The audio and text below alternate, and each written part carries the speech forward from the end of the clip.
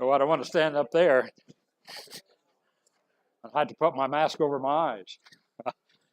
Well, thank you all for coming out tonight to the first and in a long time the Reno Flight Standards District Office FAA Safety Team live seminar. First ones and since probably last February. And I appreciate you here tonight. We're fortunate enough to have a technical man here with us from the Minden Airport, Frank, who's running our YouTube channel tonight. I'm sure many of you saw that on our announcement. My name is Larry Cheek. I'm the Operations Fast Team Manager out of the Reno office. I've been doing the job for about 5 years. Great job, really love it. And I'd like to thank a couple of the sponsors for tonight, Minden Airport staff for helping us acquire the room, the Sports Aviation Foundation for pushing to get this thing live instead of just Zooming all the time. With that, I'd like to have Fred from the Sports Aviation Foundation come up for a minute and just say a few words to you.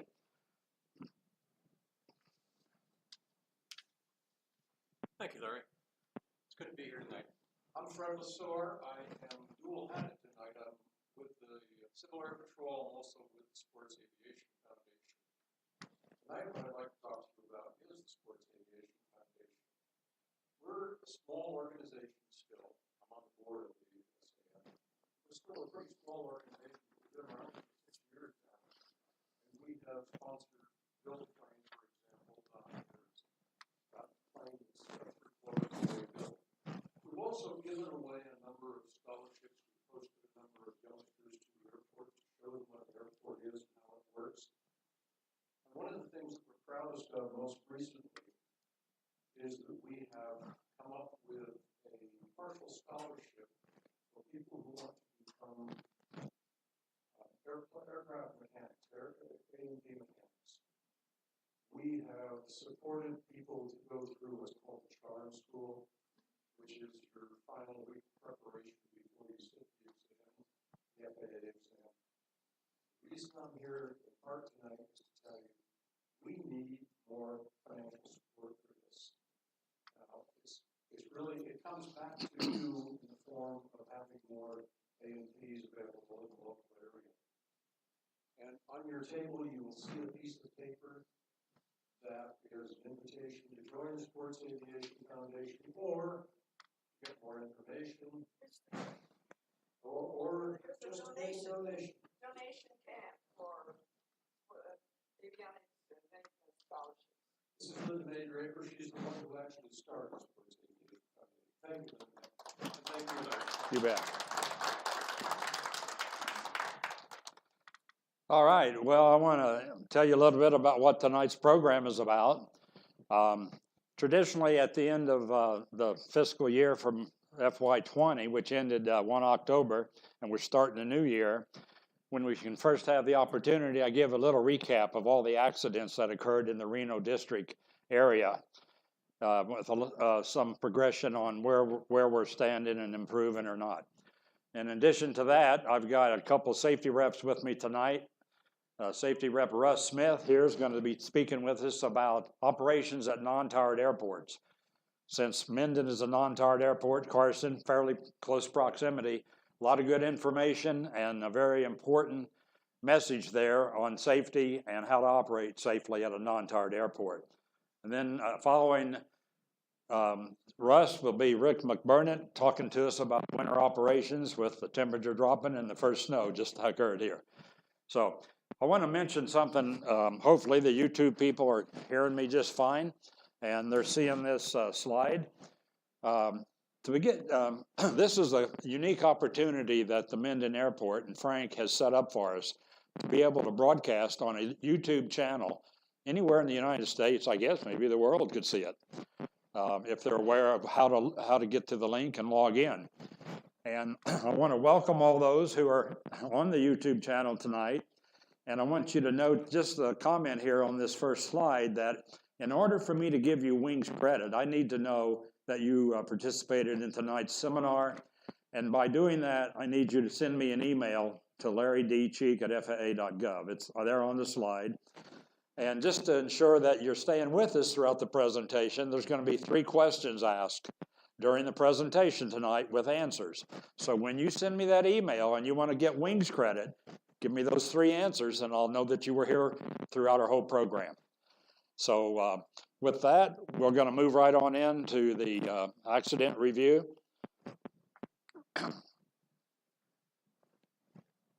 So Reno area accidents. I shortened this presentation this year a little bit because I didn't want to go into the broad base what's happening across the U.S. with the other 2 programs we have joining tonight.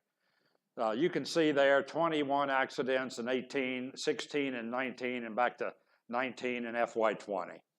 And so that's been fairly consistent for many years here in our Reno district.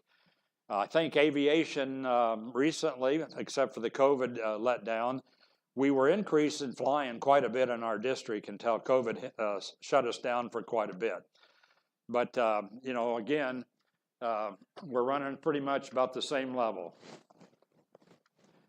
Incidents, 18, 19, and 20 there, 9, 15, and 10, that's really just an event where an accident wasn't defined by the NTSB. It could have been a damaged aircraft, but it just didn't have significant damage that fell into the accident category.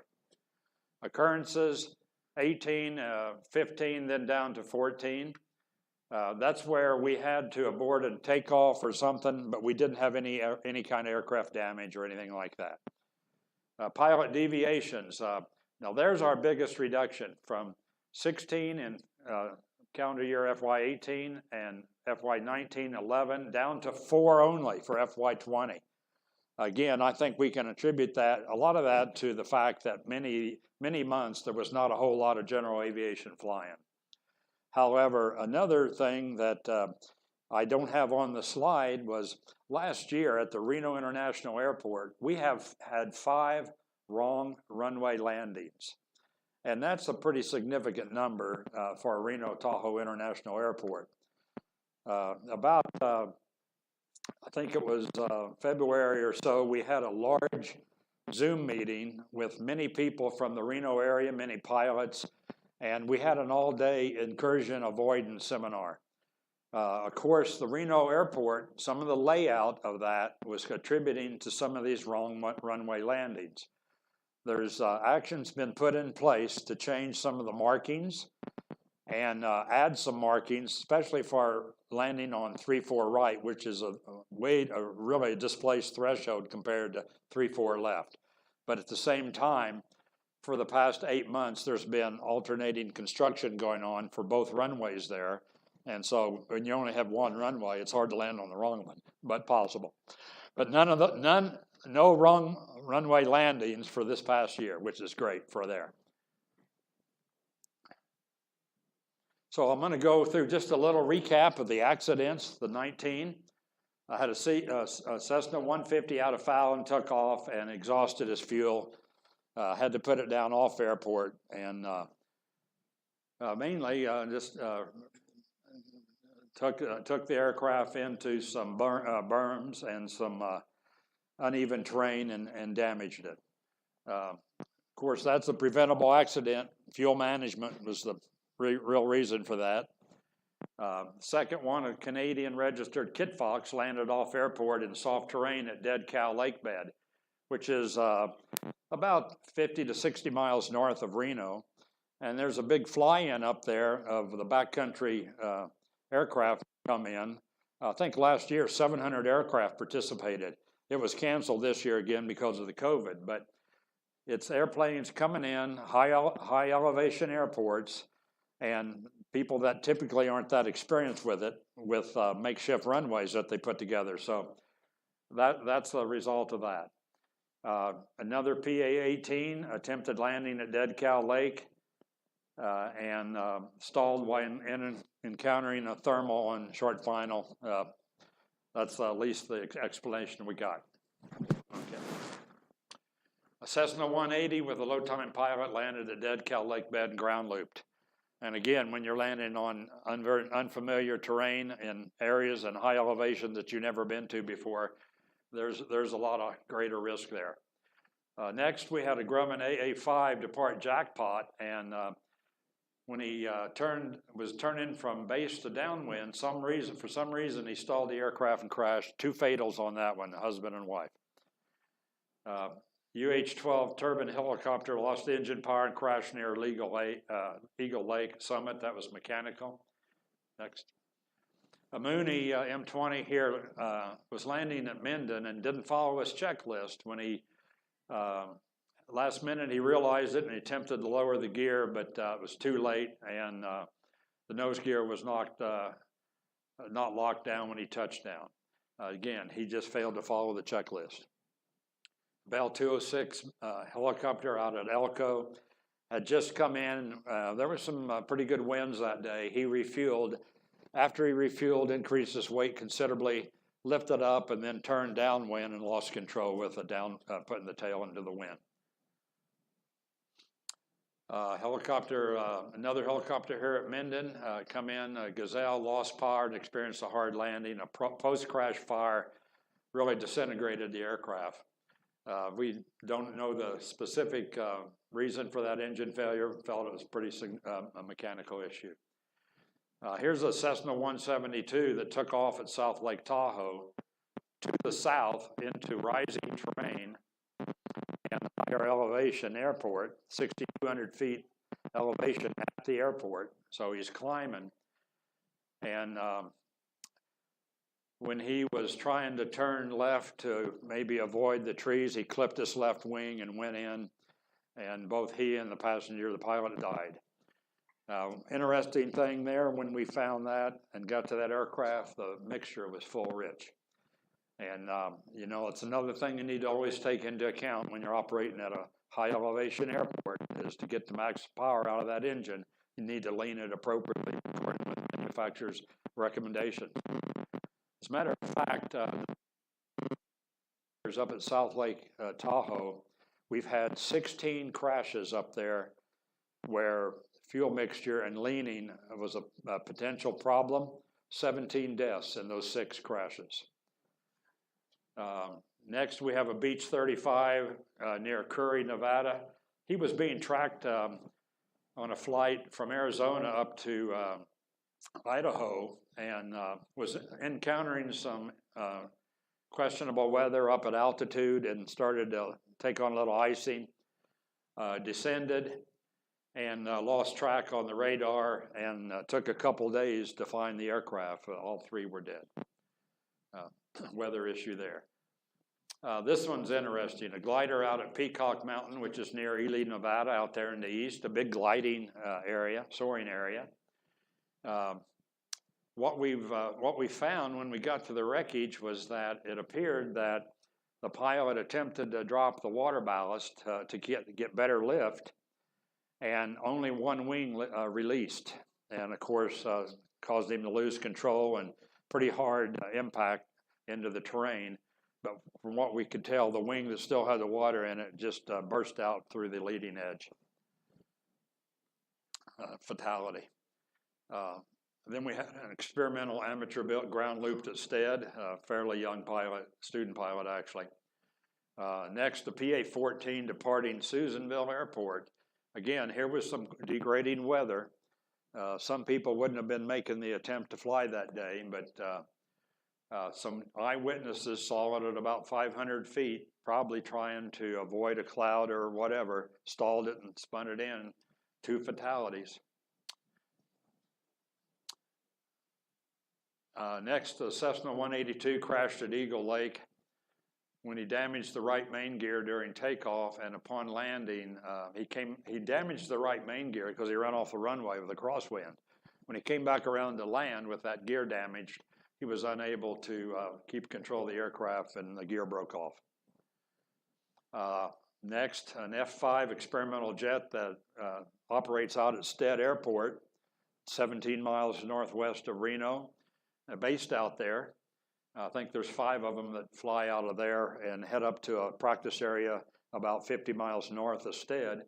He was coming back in, all single pilot, and he got distracted with another aircraft in the pattern and forgot to use his checklist and landed gear up also.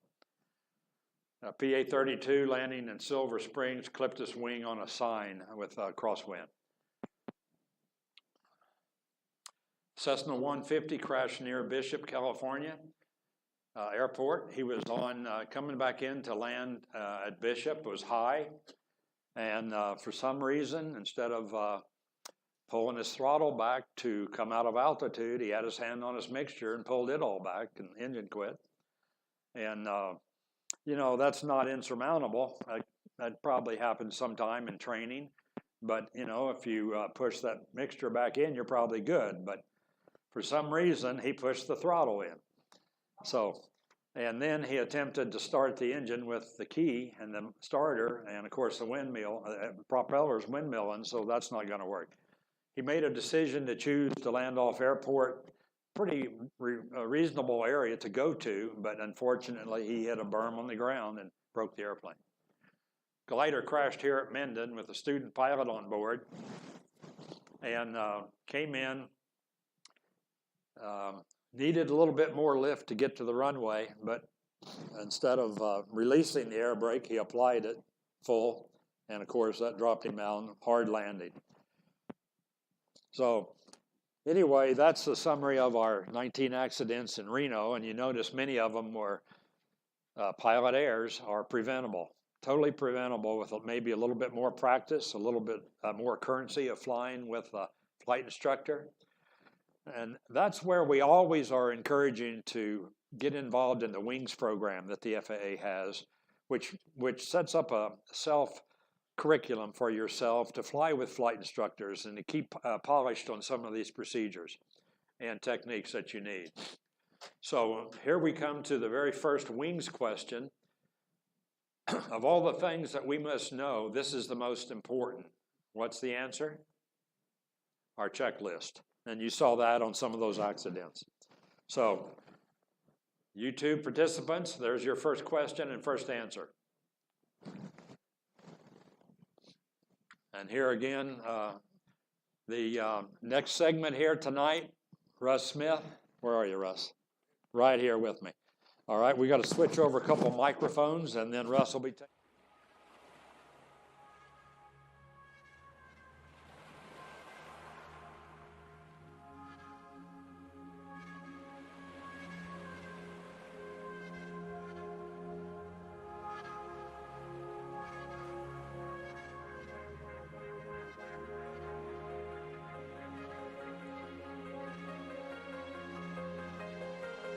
Well, some of you people probably recognize this. Anybody? Okay. Collision avoidance. What did this guy run into? A glider. And nobody died. Isn't that amazing? And for those of you who don't know about this, this happened many years ago, but the glider was at altitude and the jet was coming in. They collided. The glider pilot, foreign student, pulled the ripcord and parachuted to safety, and the aircraft landed at Carson, that's where they chose to land it. It was still flying. But we want to avoid these things, and that's the reason for talking tonight. We're in non-towered airports at Silver Springs, Carson, Minden, but we've got a lot of traffic, and we've got a lot of diversified traffic, so we want to talk about that tonight. Next slide. Oh, we got a nice little video here so you can see something about collision avoidance.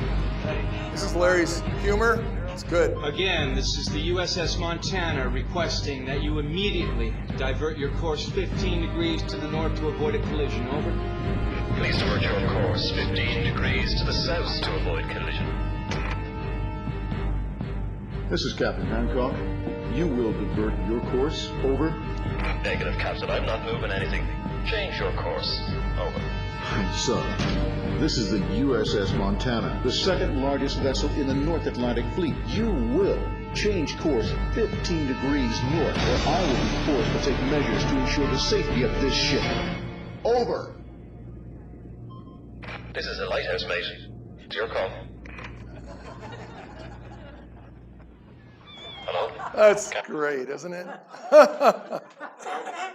Leave it to Larry. He finds that stuff. It's wonderful. Okay. So we're familiar with this slide, but let's just quick review. And I'm not going to read the slides. We're going to let you look at them. But this is what we typically see near non-towered airports, etc. All of this is where we operate, especially in the traffic pattern, okay? This is the area.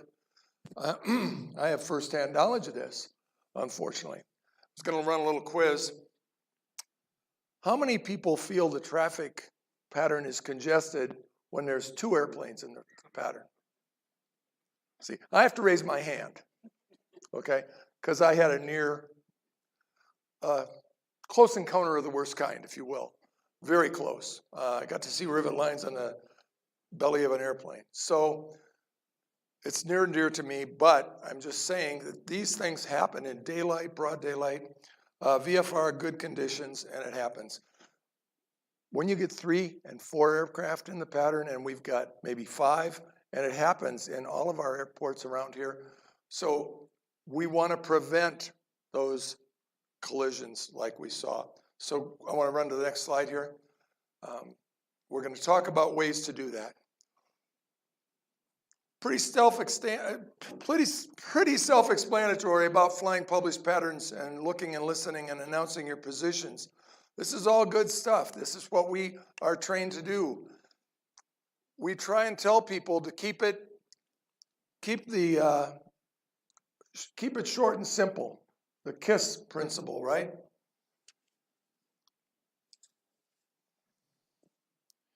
Keep your eyes outside. A lot of times we have a tendency now to look at the Adsb and not look where we should be looking, which is outside the airplane. Adsb is a great tool, but it's a tool that needs to be managed properly. Looking outside, then looking at Adsb, that's important. I did a quick survey of some of the pilots at the airport. What do you keep your Adsb range at? 2 miles, 6 miles, 12 miles, 20 miles? When you're operating in the vicinity of the airport, if it's too small, if somebody gets on you or it gets close, you can't respond quickly enough. If, on the other hand, you've got it too far out, it's kind of hard to interpret where they're at. So people seem to look at 5 and 6 miles when you're operating near the airport for Adsb range on your ADSBN. Just a thought. Next slide, please. That's the big question. Is Adsb required at Minden Airport, Carson Airport, Silver Springs Airport? No. Is a radio required? No. Transponder required? All those nice gadgets are not required. And I'm sure you've all got stories of taxiing out and getting ready to turn, and there's somebody landing and they don't even talk to you. And it's because they don't have a radio. Next, or keep going. All right, so Common traffic advisory frequency. Announcing. That's the list. Use azimuth and range. I'm over the ski ponds. And I go up to Reno and I talk to the guys at Great Basin, and inevitably the question is, hey, where's the ski ponds? You know, I don't want to feel like an idiot asking the question, they'll say. Now, Spooner and Kingsbury are charted. Those are known geographic locations that are important, and they're on the chart. But the ski ponds aren't, and other places that aren't on the chart. I'm over the golf course. I love that one. Use direction, okay? And this is when you're supposed to call. I got a note here about this slide that says,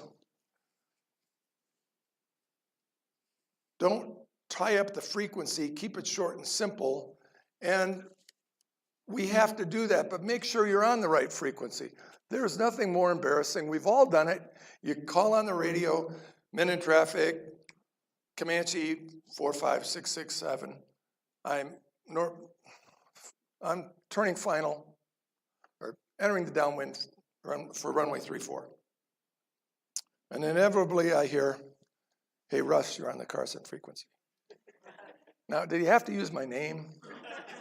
But, you know, it's like, it's bad enough, I'm embarrassed. Now when I land, I gotta go into the tail dragger, and anybody that's in there, I gotta buy them a beer. You know, the last time that happened to me, I was lucky. There were 4 guys eating French fries, and they were underage, and a group of people were just leaving, so I was lucked out. But call your shots, keep it short, use your tail. And for me, and for other flight instructors in the room, look at the tail number that's on the dashboard of the airplane, and make sure you're on the right frequency, because when you jump out of one airplane and go to another, that's when I usually screw up. Next slide.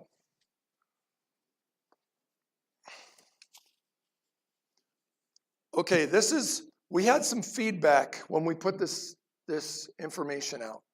And this is, we're gonna talk about different pattern entries, okay? The standard entry, 45-degree, left-hand entry, go into the pattern, join the altitude at pattern, join the pattern at the pattern altitude at a 45-degree angle. We all understand this procedure, okay? Normal procedure. Go ahead, next slide. Now, what happens when we go from the upwind side? Cross airport at pattern altitude, 500 feet above pattern altitude. Take a look at the pattern, then turn and enter on a 45. We've got terrain in our area that we have to deal with. You know, this is real nice in Iowa, but it doesn't work always in Carson or Minden or Silver Springs. So for the people coming in from out of the normal pattern side, we have to look and think about the best way to do it. I've seen people enter on the upwind where you can enter the crosswind down there on the bottom, say, instead of crossing over midfield and going out and maybe the 45 that way. You've got to kind of use your head and listen to the traffic and make some judgment calls about the best way to avoid traffic.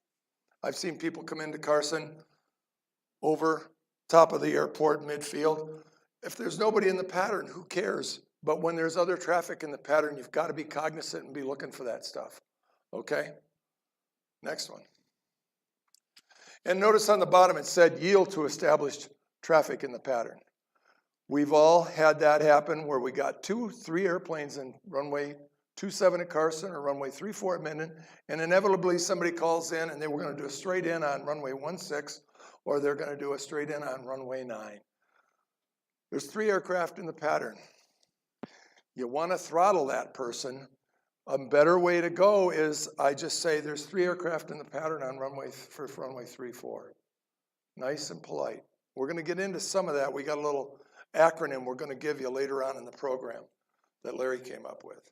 I'm going to give you credit for that acronym. Go ahead, next slide.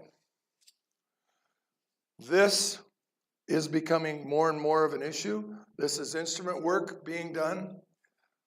Now, right away, we're at a disadvantage. The vision that the pilots got there is obviously limited, okay? There is no priority, as it says. Be prepared to discontinue the approach and enter the traffic pattern. At Minden, the altitude, the MDA at altitude is 6,600 feet, which is 900 feet above the traffic pattern. No problem, right? 1,800 above the airport, 1,800 above the traffic pattern. So there shouldn't be a conflict.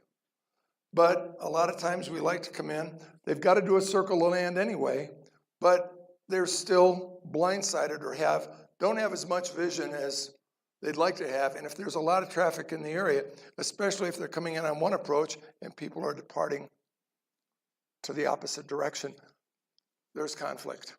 So be prepared and listen. It's an issue.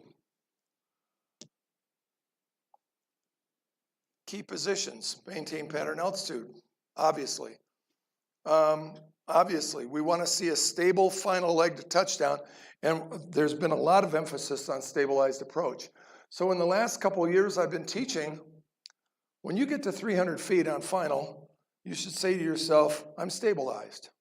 We've seen loss of control accidents, okay, especially in landing phase.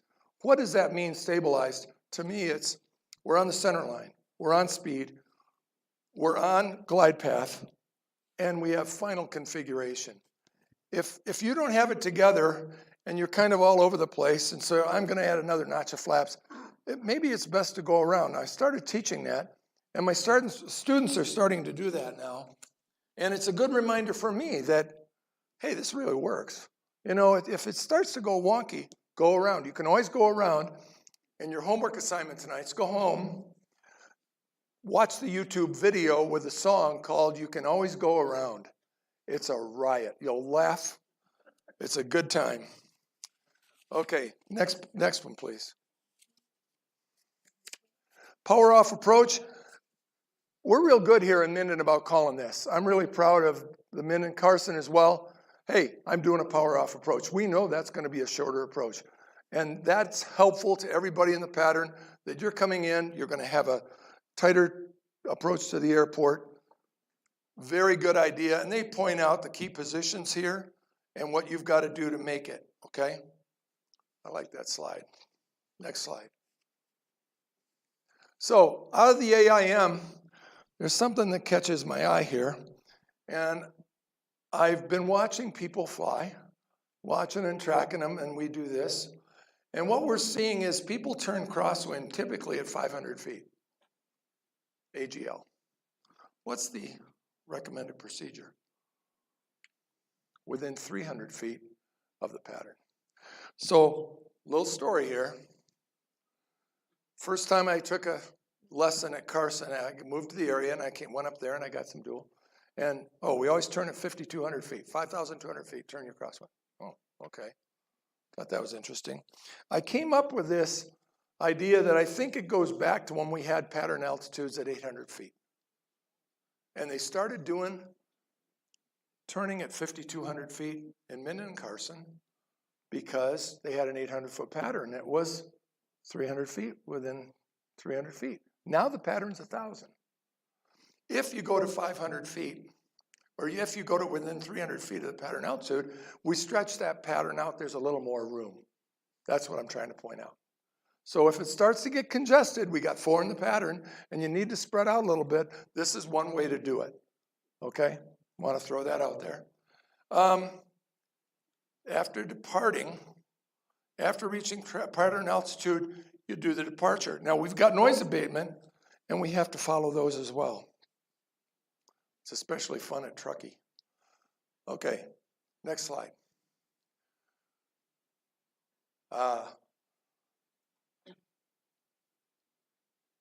These are great, but not everybody has them. But it's wonderful to use this and use it properly. Look outside when you're in the traffic pattern. Then look at your ADSB. If you glance at the ADSB and you see a lot of traffic, then plan accordingly. I've heard recently, more than once, people will come into the area and there's like 5 in the pattern and they'll say, I'm going to loiter out here to the west for a while until the pattern clears. I've heard that a couple times now recently. Good decision. Let people spread out, have them land, have them get out of the way, whatever. But Adsb isn't always the answer, okay? Notice the bottom line. Same thing with Silver Springs, same thing with Carson. Adsb, transponder radio, they're not required. Go ahead, next slide. So this is the FAR. And I don't want to spend a lot of time on that, but we operate with a standard pattern, and if we follow that pattern, it's expected behavior. We can all know what everybody's doing. And I think we do it really pretty well here. We have any questions at this point about what we've covered? Standard pattern, good phraseology, keeping your eyes alert, open. Next line.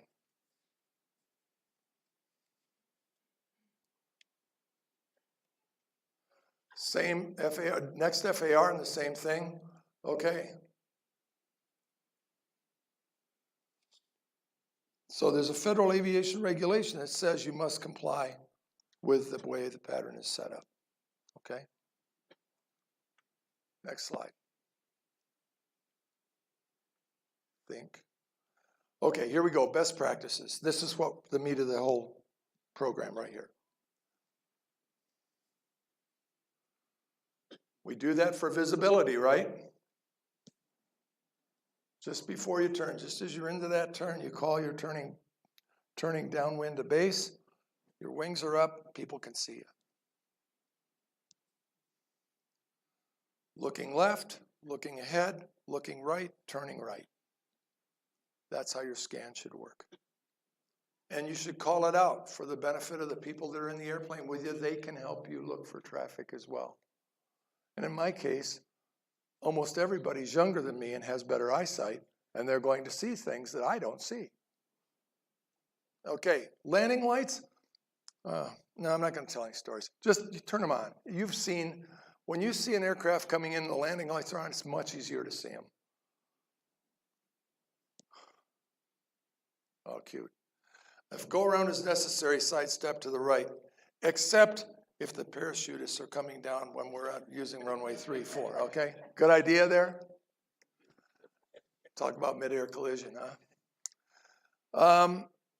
Know the pattern and the radio frequencies at your airport. It cracks me up, and yes, we do make mistakes, but when I'm with somebody, maybe I'm doing a flight review, and I always throw a curve at them, so I'll say, oh, we're gonna land over there. And then you see the scramble for what's the frequency in. You know, it's kind of important, but we've got real nice equipment that will load the frequency for you in some airplanes, but you can always have it on a card or in an airport diagram or a chart and pick it up and look at it and know the frequency. Next slide. I've said this before, it's push to talk, not push to think. Okay? I'm guilty of this, I do it. I've made this mistake. I get confused about which airplane I'm in, or the student has rattled me and I'll handle this. Oh, what am I gonna say now? You know, they've already messed up the call. It happens, we're learning. We teach here. These are teaching airports. And just work with it. There's a line at the bottom of this we're gonna talk about. Go ahead. Listen before you speak so you don't cut somebody off. There's nothing worse. All right.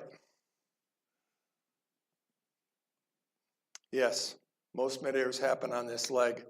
High wing and low wing, that mix. There's nothing more frightening than when I see two airplanes coming together. And it's like, which one do I call off? What do I do? And I've had that happen to me a couple times, especially when I'm in the run-up area and I can see things starting to develop that can be dangerous. Go ahead. Pretty straightforward. You're calling your position, calling your shots, telling us where you're at. Yes. We've got a guy that flies a powered parachute, and he uses a radio. That thing lands at what, 20 miles an hour? Like, really? It's so, and it doesn't weigh more than 500 pounds, the whole package. And that guy uses a radio and makes his calls. And he lands over, like on a glider ramp, and he lands at 20 feet. It's amazing, but he keeps a radio on, and he's making his calls. Know the right-of-way rules. Gliders have the right-of-way, folks. More than once. If the gliders are doing something unusual, if there's a glider in the pattern at Carson, every once in a while that's happened, or I see a glider on right downwind, I'll point that out to the traffic people in traffic. I'll say, it's a glider out there, turning base. He's got the right of way. I just say that. Don't give my name.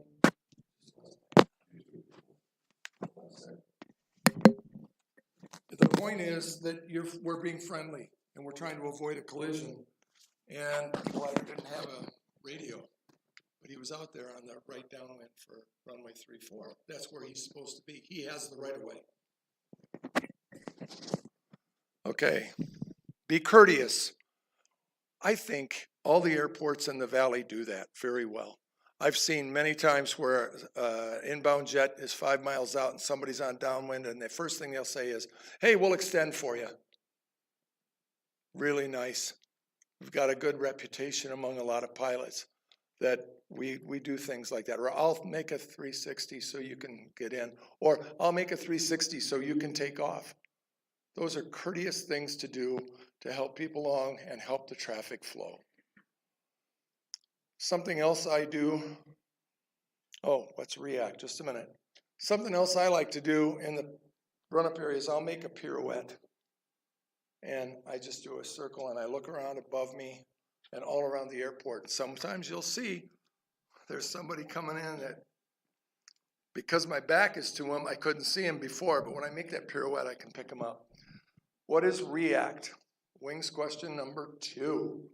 So this kind of puts all this together. Drum roll, please. Radio, eyes, announce, courtesy, and traffic patterns.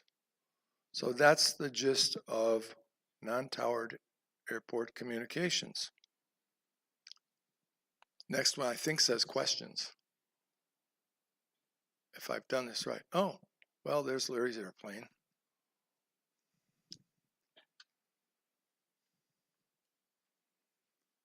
The pilot of an airplane needs to be alert at all times to monitor traffic around the airplane. Even when not in contact with air traffic control, it is still the responsibility of the pilot to see and avoid traffic. As airplane performance increases, the rate of closure between aircraft will increase, making the need to see, detect, and possibly take evasive action to avoid the traffic even more important.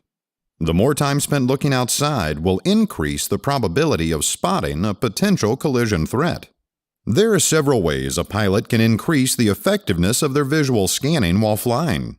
The most effective visual scanning for traffic is accomplished by using short, regularly spaced eye movements that bring different areas of the sky into the center of vision. With each segment scanned, eye movement should be no more than 10 degrees, and the eyes must stop in each segment for at least 1 second to allow the eye to be able to detect traffic. Peripheral vision can also be helpful in collision avoidance to spot other aircraft. As the eyes move from one area of the sky to the next, the eyes must refocus, and even while the eyes are focusing, the peripheral vision is able to detect movement. Movement is usually the first way a threat is discovered and can lead to the pilot taking action if necessary to avoid a collision. When scanning in a sky that has no features, the eyes will focus about 10 feet away. In order to keep scanning effectively, the pilot should shift their gaze to refocus their eyes. Pilots usually accomplish refocusing their eyes when scanning the instrument panel and back to the outside. It takes the eye several seconds to refocus when switching from looking at the instrument panel to outside for traffic or landmarks. If another aircraft appears to have no relative motion, it is likely on a collision course. And if the aircraft is increasing in size, then it is getting closer and evasive action might need to be taken. Scanning for traffic must be included when dividing attention between other tasks required to fly the airplane, and scanning could become less effective due to fatigue, boredom, illness, anxiety, or preoccupation with another task. Other tools like radios, Adsb, or passengers on board can also help identify potential traffic hazards. When in two-way radio contact with air traffic control, or ATC, the controller may give pilots traffic advisories when workload permits. It is still your responsibility to look out for traffic, and just because air traffic control does not tell a pilot about traffic does not mean there isn't any nearby. Also, radio calls from other aircraft at uncontrolled airports or in the practice area can give you valuable information on the location of other traffic. Automatic Dependent Surveillance Broadcast, or ADSB, is a system installed on all Embry-Riddle aircraft to help pilots locate traffic. ADSB allows aircraft to broadcast their position to air traffic control and to other ADSB-equipped aircraft. This will allow other traffic to show up on a moving map display in the cockpit. Not all aircraft are required to have ADSB equipment installed, so while ADSB will help improve your situation awareness, it is not a substitute for visual scanning. Passengers and other pilots on board the airplane can be used to help spot other aircraft in the sky. Traffic will be pointed out using the clock system. Off the airplane's nose would be 12 o'clock, the right wing is 3 o'clock, behind the tail is 6 o'clock, and the left wing is 9 o'clock. If traffic is spotted off the left wing, there is traffic 9 o'clock. Also, terms like high or low can give more direction to help others see traffic. Collision avoidance is a crucial aspect of every flight. Without an effective visual scan, pilots put their safety at risk. Remember to use all your resources to reduce the potential of a mid-air collision occurring.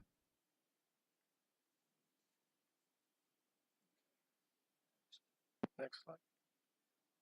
Okay, so these are the common occurrences that happen at Minden, and we want to make sure everybody's aware of this. Ground tow vehicles not making radio calls prior to crossing runways has been a problem, okay?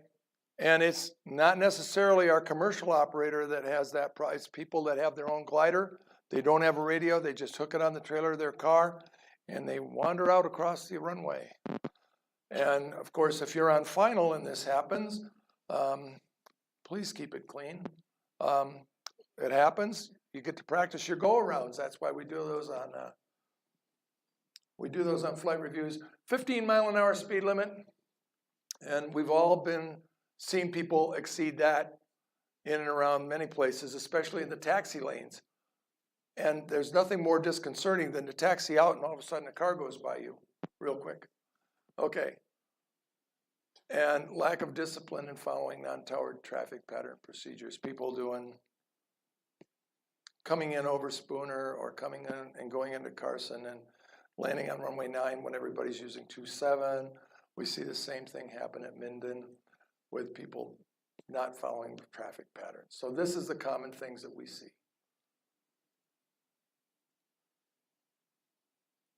And back to where we started. That's a bad day.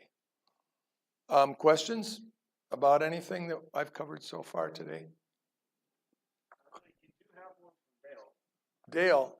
Yeah, he asked, do you still use the Walmart departure at Carson City? Okay, everybody knows it's kind of a fun thing, right? It's the Walmart 1 departure, right? It's for noise abatement. We call it that because you turn right, turn left, 30 degrees left to avoid the houses. So the joke when I learned to fly, when I was flying up there, was it's the Walmart 1 departure. Yes, it's still in the books at the Carson City Airport, correct? Anybody want to talk about that? Yes, but it's for noise abatement. That's all we got online. Okay, must have answered everything. Okay, we've got another section to do. That's it. All right, well, thanks, Russ. Really appreciate that, that talk tonight. And, thank you very much. So we're gonna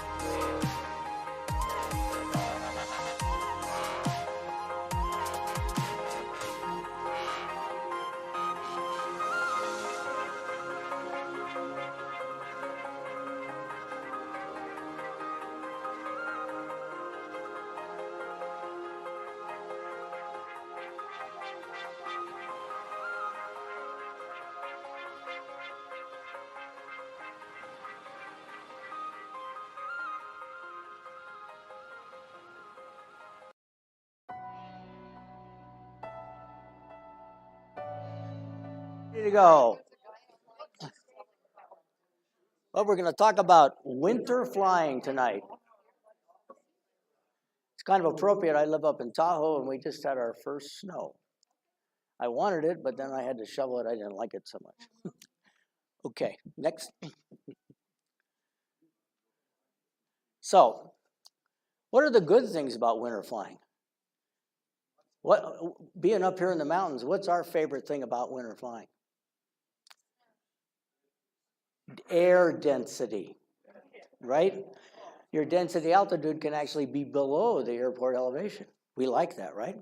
Many times the visibility is better, clear day. In fact, it's kind of weird. We get great clear days, but when the storms come in, it's really ugly. Also, if you had to do an emergency landing, snow could actually, could cushion you when you landed. But visibilities can be very, very poor, and you can have actually a whiteout when you land on a snowy runway. Serious stuff. Engine and airframe icing are important, and I'm going to have a whole session at the end on survival, because it's a major issue if you go down in the mountains in the winter. Next. Oh, you sure you want to go winter flying? How about the next one? How about this guy? Ooh, nice. That's a Husky. See, I'm a bush pilot. Not anymore. Okay, next one. Pre-flight planning. Next. It's very important in the any time, and you know what the FAA say, you have to avail yourself of all information concerning that flight. But in icing advisories, NOTAMs for departure and destinations, temperature at flight level, what's happening in the air mass, and of course, filing a flight plan. I love this one, NOTAMs. I've had some guys say, well, I'm going over to California in January, and if I lose the engine, I can land at Blue Canyon. Well, you're going to have to dodge the snow machines because the runway isn't plowed and it's loaded with snow machines. So NOTAMs become extremely important. I just put this up because it's always a good idea to fly a flight plan. I'm also going to mention later, just because you've flown a flight plan doesn't mean that you're done. I do a lot of bush flying up in Alaska in floodplains, and we fly down to Western Alaska, and there's remote control outfits, and we'll make a position report.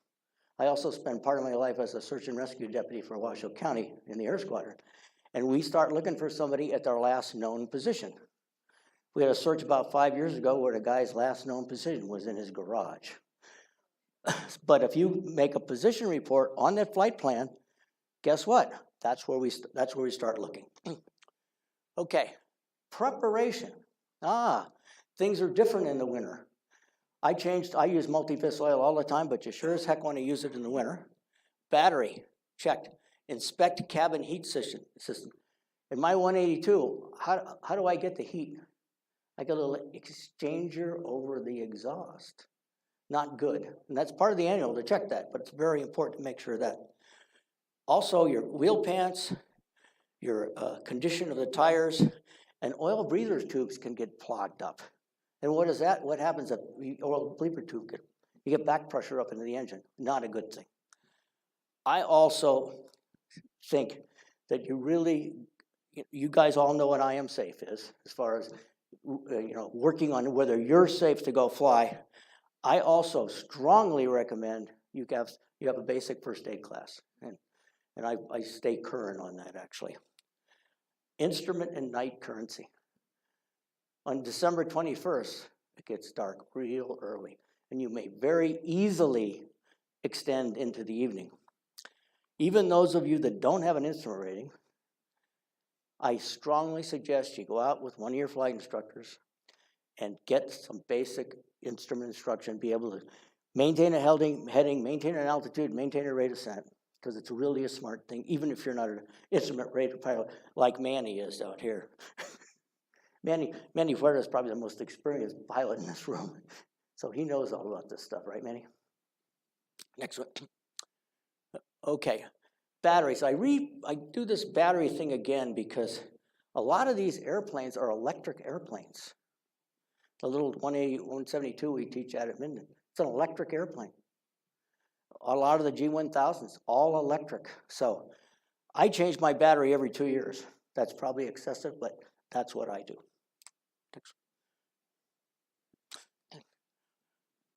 Once again, I used the 2050 oil, and I think everybody should do that, okay. All right, operations. Aircraft must be free of frost, ice, and snow. How much frost is allowed on the wings? 0, none, right? And, you know, I'm a retired airline pilot, and as is Joe back there, and airlines are so rigid about making sure those wings are clean. We de-ice and anti-ice those wings before we go if there's any chance. Extremely important. Air inlets, pedostatic system, gotta be clear. What's the best way, man? We're not all rich, and I'm not either, but a heated hangar is great because your airplane is clean, comes out, you can go fly as long as it's not snowing, right? Engine covers work, engine heaters work. This is a really interesting one here, and that's a problem that we have around here. The flight school airplanes at 7 in the morning, what do they like, Russ? Covered with frost. How much frost can we have on our wings when we take off? 0, absolutely 0. Proper de-icing is difficult, okay, and expensive. Like I said, in the airlines, we use a 50-50 mixture of hot glycol to take all the ice off the airplane. You don't have hot glycol here for your little airplanes. And it's a real problem to get the frost off those wings in the morning. Now we use glycol here. We'll put it on the wings. We'll use some of that windshield -30 stuff, and you can spray it on them. But you got to have the sun to melt it off. That stuff is not going to melt it off. Really important issue here, and it's difficult to deal with. Okay, this is a good one. You might want to be, or you shouldn't might want to be, you want to look at your route. You might not want to go straight. You might want to go at an area where you could actually put that airplane down. And I know you guys, you guys say engines never fail. I've had 3, one in the Citation, one in the 340, and one in American Airlines MD-80. So engines do fail. So you make sure you plan this winter flight on a place where A, you're not going to be in a nasty terrain, and B, where you could be rescued and be found easily, okay? Okay, this is just sort of a reduction of that. Plan the route over more populated areas, avoid wilderness mountain terrain, check NOTAMs, that's the thing about the Blue Canyon that's not plowed in the winter, and learn the new runway condition reporting system. And by the way, in the airlines, we can't take off or land with more than 3 inches of snow on the runway, okay? File a flight planner, as I talked before, make position reports. The new runway reporting systems I'll talk about a little bit at the end, okay? Next. Cold weather pre-flight, cabin heat. Nice, we want heat, right? Okay, how do we preheat an airplane, all right? You got an engine compartment heaters, heats only the engine. I have that, I have this one here, oil sump heater in my MD-80, that's a long time ago, in my 182. Cabin heaters can heat the cabin and the instruments. Obviously, this is the best deal, and what we'll do at the flight school here in Minden is we'll put that airplane in the one we're gonna go out early in the morning, we'll put it in the hangar. Best of all, right? Next. Okay, engine preheat. To me, this is a really important issue, okay? I talked to Continental, and they said if the temperature's below 20 F, heat. Lycoming says below 30 F. I talked to my mechanic buddy, and he says 40 F. It's really, really important to heat that engine. The pistons are what? Metal. Aluminum. The cylinders are steel, different coefficient of expansion. And you gotta get that oil up into those cylinders. So engine preheat is really important. When I'm going out in the morning, I'll turn my oil pan heater on at night. You don't wanna leave an oil pan heater on forever though, but I get there in the morning and my oil temperature is up nicely. This is a rule of thumb the guys told me from Continental. Oil pressure below 160 PSI, oil temperature above 100 degrees before you increase above your, typically a run-up is 1700 RPMs. How about frost? I touched on this. I just put this back up again, how important it is. It's got to come off. It just, I see people take off with frost and I just go, I can't believe it. The aerodynamics are unbelievable. You ruin the airflow over the wing when there's frost on it. Oh, I don't have to clean my windshield. I've got a defroster. Really? No, it's not gonna defrost your airplane, right? Starting, okay? Wait a minute. So what happens if I start my engine and I'm gonna do a run-up on icy runway? How about those brakes, huh? I fly float planes. It's like a float plane. We don't have any road brakes in a float plane, okay? Very much, make sure you're in a good clear area so when you start it, you don't have to stop, right? When you do your run-up, excuse me. Go ahead. Taxiing. We just blast down like Southwest. Oh, I didn't say that, I'm sorry. Next one.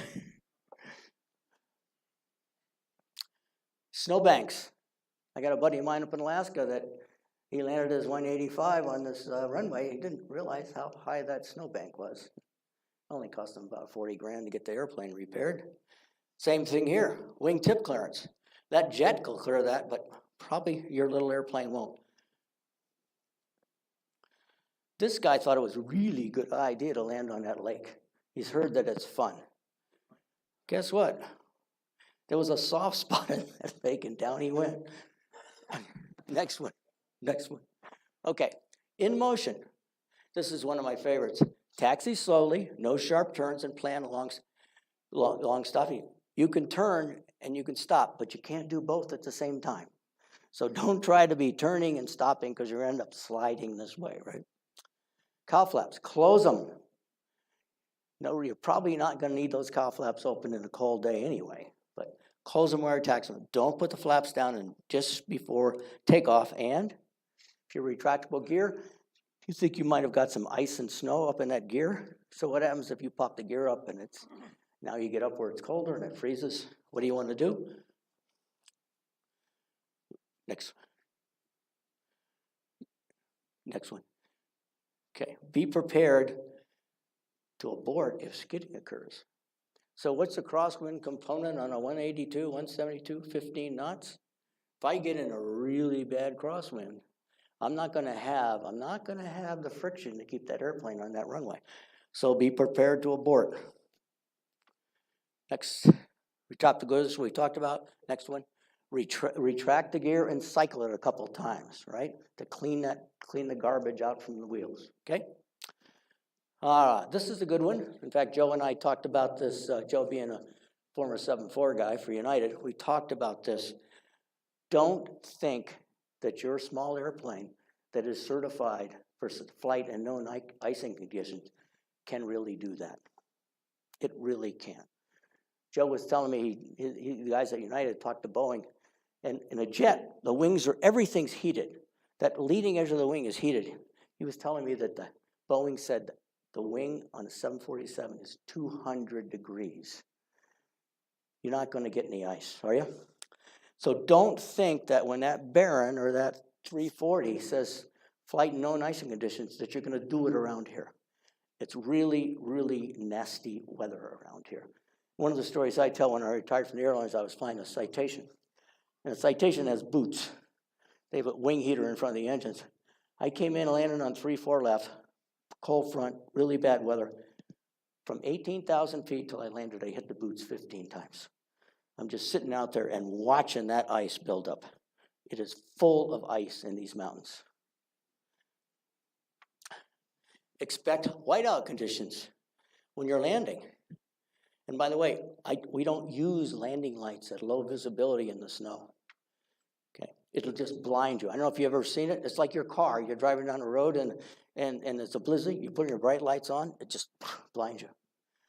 Be ready to use alternator and carb heat. Pitot heat should be on at all times.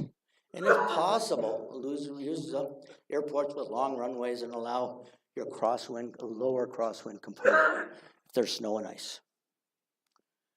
Okay, this one I'm gonna go over really quickly. It used to be when you went and they said braking action, mid-nil, now they have a 0 to 6 number that they'll give you at the airport and report braking action.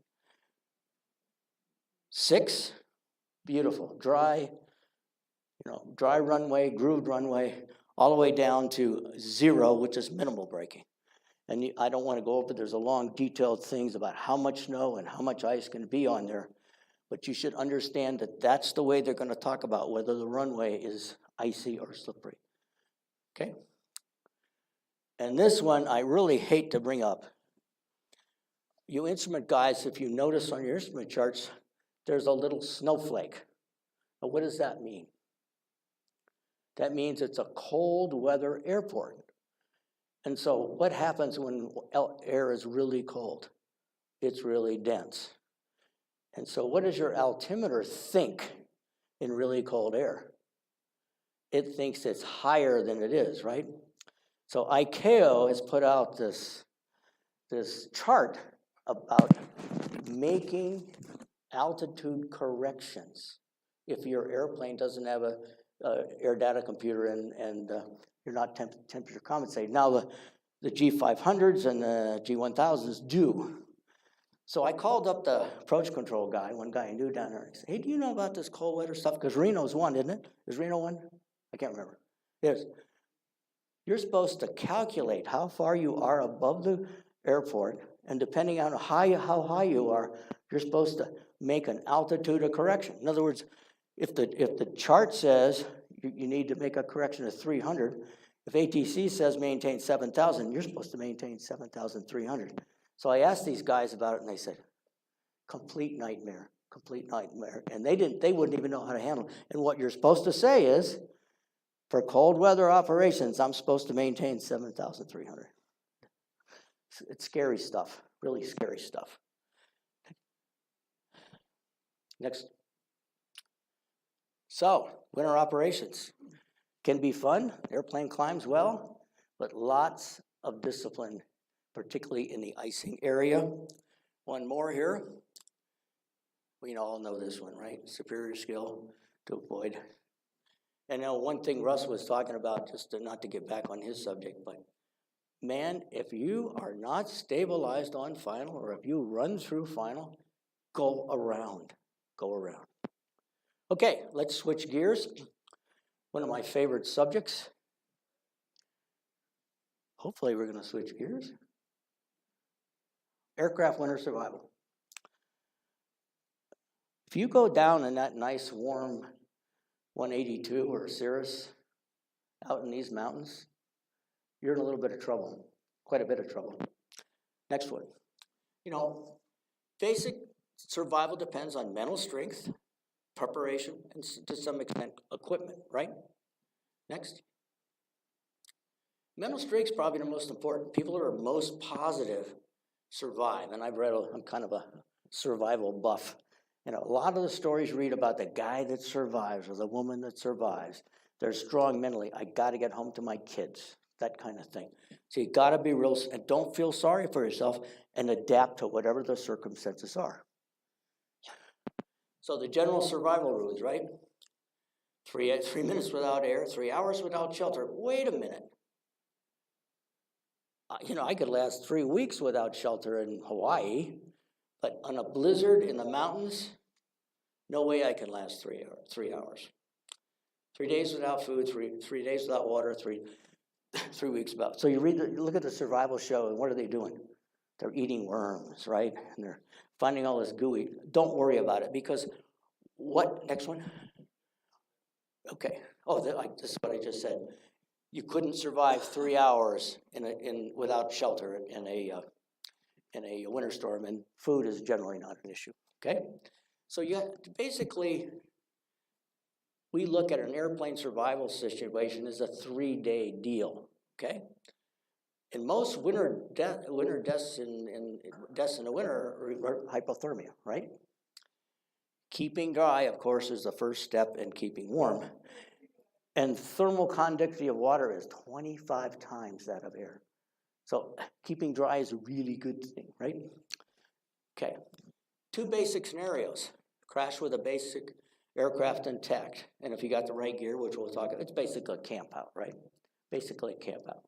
However, if the aircraft's on fire, or you must immediately exit that airplane, you gotta be ready. And we're gonna talk about how I think you should be ready. Okay, you gotta be prepared for either. Next one. Okay, just a little more about this strong mind. You can overcome adversity. You gotta not be emotional. You gotta not be emotional. You gotta just say, okay, it's tough here. I can do it, right? Why do military people and airline people perform so well in a stressful situation? Because we've been trained. We've been trained, and when it happens, it's not a shock. It's not something we go, oh my goodness, let's have a good cry, instead of saying checklist. Okay. Okay, one thing that I talked about previously is make position reports, but I cannot emphasize this in this day and age more. We have technology today. You can have a personal locator beacon, which is similar technologies that's in our ELT, or a satellite communicator.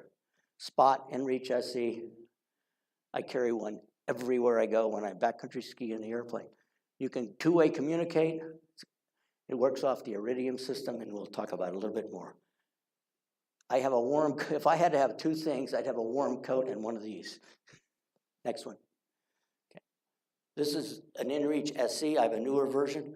This is a PLB, personal locator beacon. Exactly the same 406 technology that's on your airplane ELT. What's the problem with your airplane PLB? Airplanes never flip over, do they? And they crash. So there goes your antenna, so there you're done, right? If you got your little PLB, life is good. Next. Okay, so this is number 1 scenario. If the airplane's intact, man, it's a camp out, right?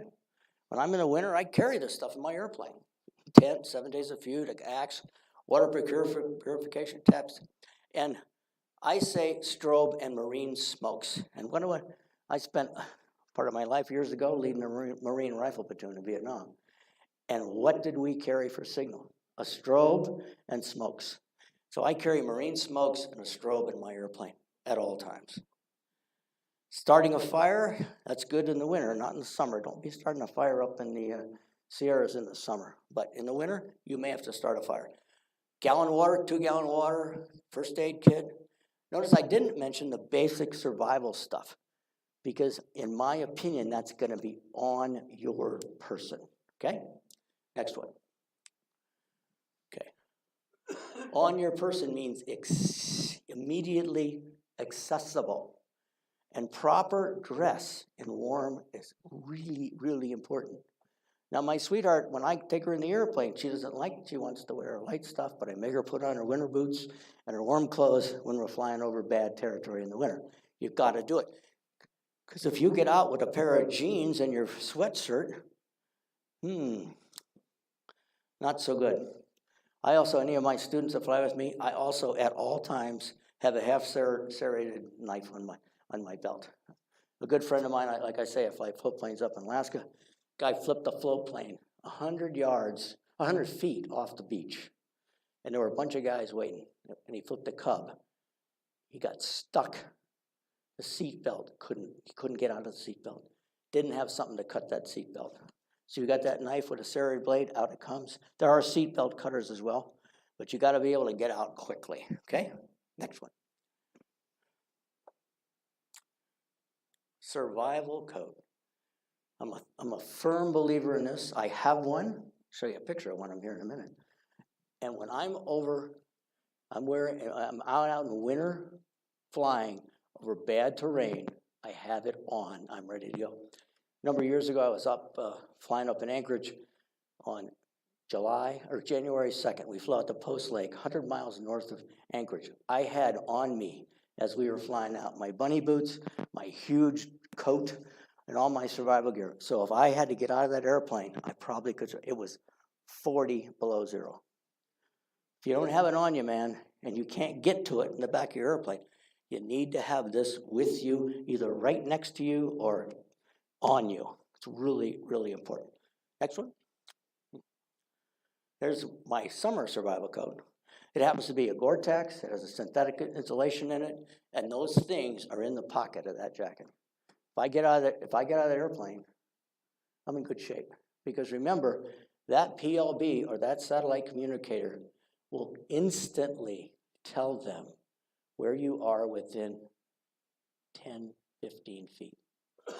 So one of the things, I'm a search and rescue guy up at Washoe County, we don't have too many searches anymore because people carry PLBs and we can also, ping your cell phone, okay? So, test your coat. You think your coat's really warm? Go up to Tahoe and sit outside for an hour and see whether it's really warm. You might find it's not that warm.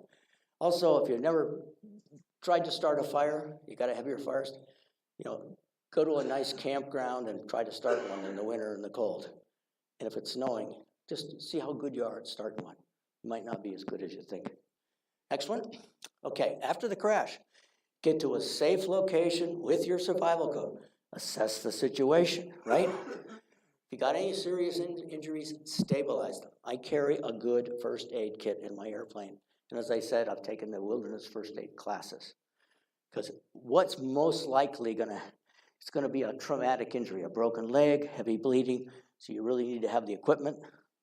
I carry Israeli battle bandages, I got battle bandage, which are really good. I actually carry a tourniquet and other stuff and I carry a SAM splint too, in case I have to stabilize. Start a fire if it's cold and windy, right? Get out of the wind if you can, find some kind of shelter, maybe under a cave or a tree. Activate that seal, that PLB and satellite communicator, okay? And as time goes by, stay busy. Try to make your camp a little better. Try to make it fun. It may not be fun, but if you got the right gear, you got a pretty good chance to have fun. Okay, so I always use this one. So this is what is this, a winter survival thing? Why am I using this one here? This is an actual accident that happened. May 2012. Guy wrote a book about it. I read the book and I wrote a review of it. The guy did every single thing wrong but managed to survive, okay? He crashed in the Oahe Mountains, okay? Had zero stuff on board. Let's look at the next one, okay? Okay, I put this up. I spend a lot of time flying up to Montana. I got old Vietnam buddies up there. And I go right up this area, get gas up in Caldwell. So this guy takes off from Lodi on May. How's the weather in Lodi in May? Lovely, lovely, right? But he's gonna fly to Mountain Home Airport, not the Mountain Home private airport, which is right past Mountain Home Air Force Base. So he's gonna fly up there. So he checks the weather, gets his wife and his daughter. She's properly equipped with her flip-flops, no warm clothes. They did have one blanket in it. And off they go. So the guy, he's looking at the weather and it's sort of looking a little pussy. So he stops in Susanville, gets some gas. Smart idea. He's looking at the weather, starting to get worse and worse, but then he sees a little break. So I'm good, I'm gonna go. So then he gets up to Rome. Have any of you been to Rome? Do you know what's at Rome? There's a VOR, right? And there's a dirt strip. That's it, nothing else. So prudently, the weather starts going down, and what does he do? He lands at Rome. Well, now, this summer day is now a winter storm coming into the mountains, okay? And his wife is cold, his daughter's cold, and the guy decides at night to press on, to fly right over the Oahe Mountains, okay? And the weather comes down, and he keeps on pressing, and he ends up actually trying to get over the mountains. Next one. And he stalls the airplane in. There it is, right there. It's like 140 horsepower Cessna 172. At the book, the end of the story is really good because it's a great example of how search and rescue can really come in. The only thing that saved him, his wife had a cell phone. No, his daughter had a cell phone. and they didn't even think about using it, but her sister tried to call her. And once they got cell contact, they called out the National Guard, and it's a heck of a good story on the ground guys and the helicopters, and they hauled them out. And she was on 60 Minutes or Good Morning America. I think there's another picture in there. Yeah, another picture of the airplane.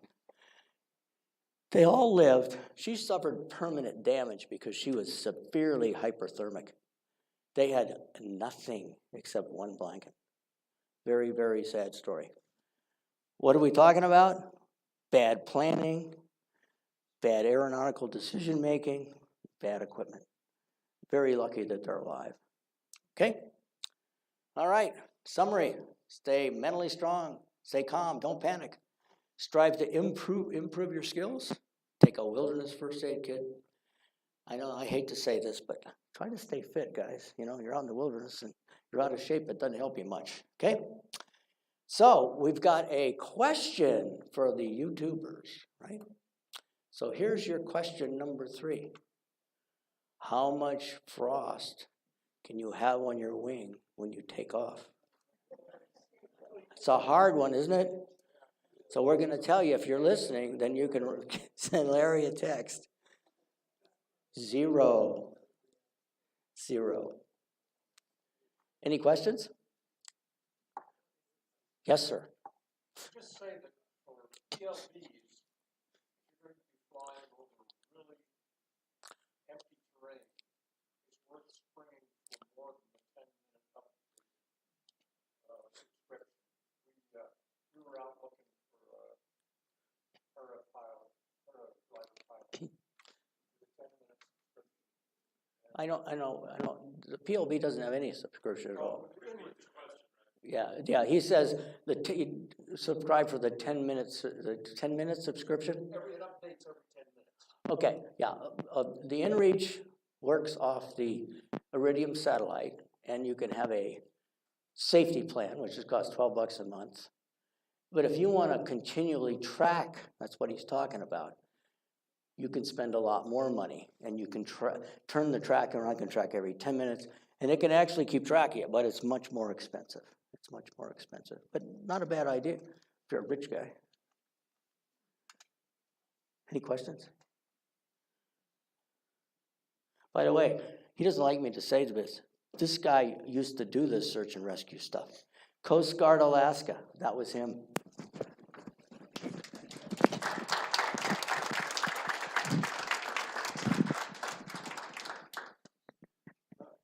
Just a couple things here before we sign off for the evening.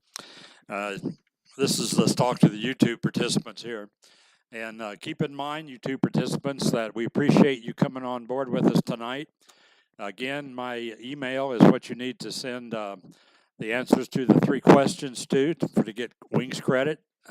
I'll need your email address that you've signed up with for fasafety.gov. And also, I'd love to have any feedback from you regarding tonight's YouTube broadcast, as this is our first time that we've ever done this. So hope to hear from you guys. Thanks.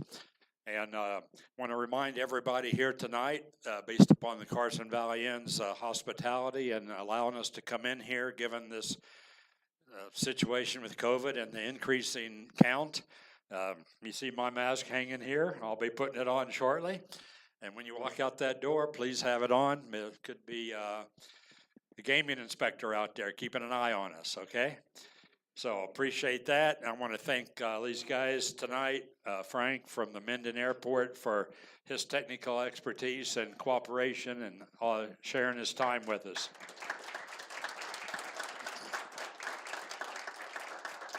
So with anything else from anybody? I guess not. That'll conclude tonight, and thank you again. Hopefully it won't be too long before we can have another one. Thank you.